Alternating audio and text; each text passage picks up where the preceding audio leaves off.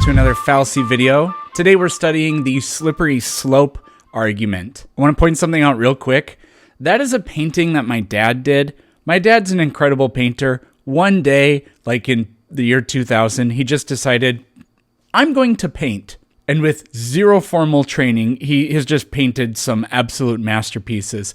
So I'm going to try to have a new painting up there every couple of weeks or so. The slippery slope argument is where we argue that some small change is going to inevitably lead to some sort of larger catastrophe or series of events that we don't want. This kind of reasoning plays to our fears, the fear of the unknown, or just the fear of what could happen, and then says this is the gateway to that thing, which makes it pretty effective. The issue with a slippery slope argument is that it just completely skips over the causal link between thing A and thing B, or more like thing Z, because the structure of the argument is thing A happens, therefore that will lead to thing Z happening, without explaining how B, C, D, E, F, G is ever going to occur. The most famous example is probably the gateway drug example. If we allow marijuana, or if we legalize marijuana,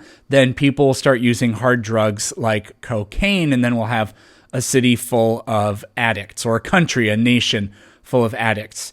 There's no causal link between thing A and thing Z here in this case. Every step in the argument needs to have evidence in order to be valid. You can't just say thing A, thing Z, and you also, sometimes people will, propose this series of events that will make this happen, but there needs to be evidence to validate those premises as well. The most common examples of slippery slope arguments that you hear always have to do with legalizing something or sometimes making something illegal. I saw quite a lot of this after the results of the election.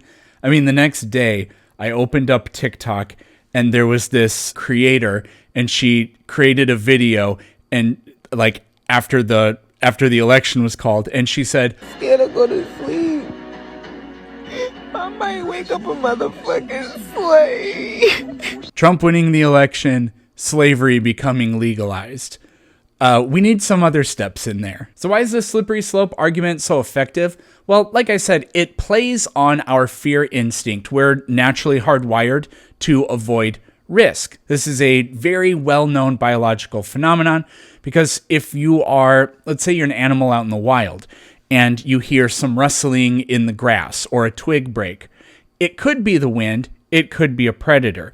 If you pretend it's a predator and you run away, then that maximizes your survival advantage. And yes, it's most often going to be nothing, but it's actually kind of a Pascal's wager. The penalty for running away from nothing is nothing. The penalty for not running away from something might be death. The availability heuristic might come into play. Some sort of disaster or national tragedy may occur, and then people will jump on that. You never want to let a tragedy go to waste.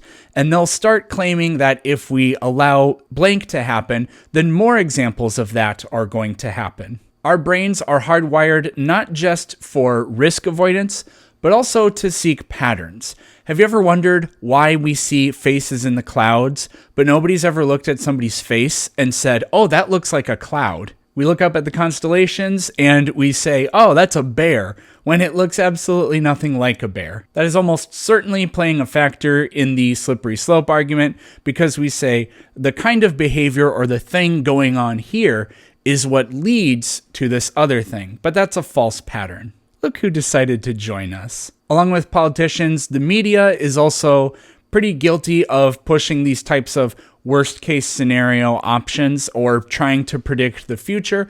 But as we've talked about before, pundits are basically hacks and their ability to predict the future is really bad. Some other specific examples: if we allow same-sex marriage, then next thing you know, people will be marrying animals. There's no logical connection in there at all.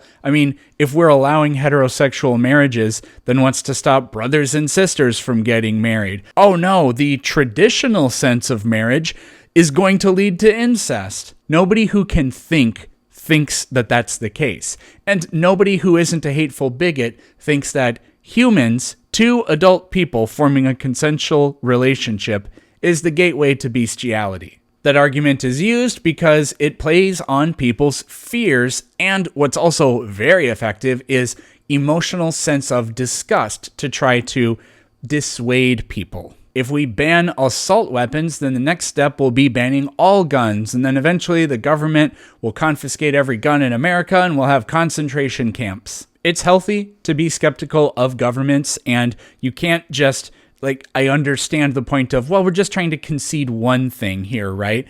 It's like the argument of, well, we're only raising taxes by 0.5%. Well, if that's fine, then it's going to be fine when they do it again 5 years from now. And then when they do it again.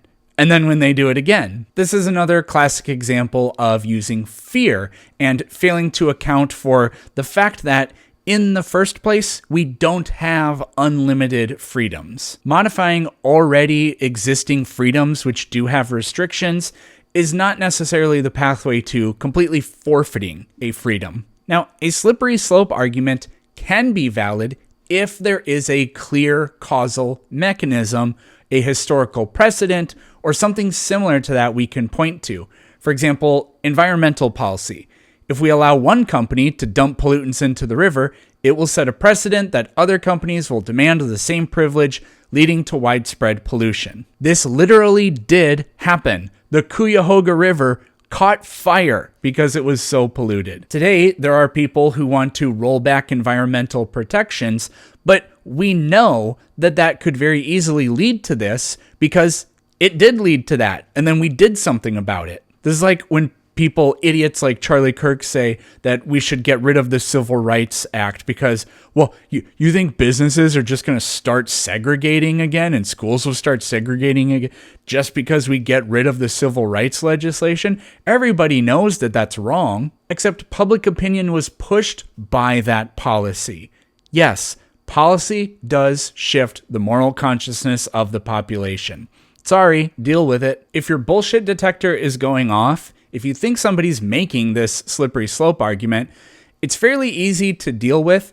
Simply ask for evidence. Can the other person give you any real-world examples of this thing happening, or can they give you the steps that would occur in between? Again, a common political argument is if we start doing this, banning hate speech or some sort of gun reform, then we'll end up some fascist or socialist dictatorship in the early 20th century.